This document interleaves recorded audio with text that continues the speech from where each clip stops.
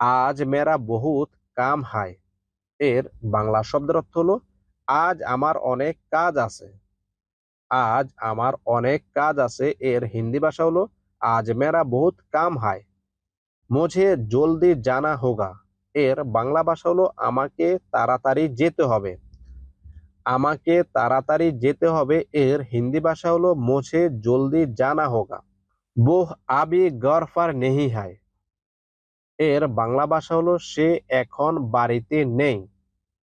সে এখন বাড়িতে নেই এর হিন্দি ভাষা হলো वो अभी घर पर नहीं है। मैं इस बारे में सोच रहा था এর বাংলা ভাষা হলো আমি এই বিষয়ে ভাবছিলাম।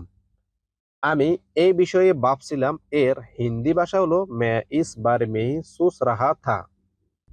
मैं ये काम नहीं किया हुआ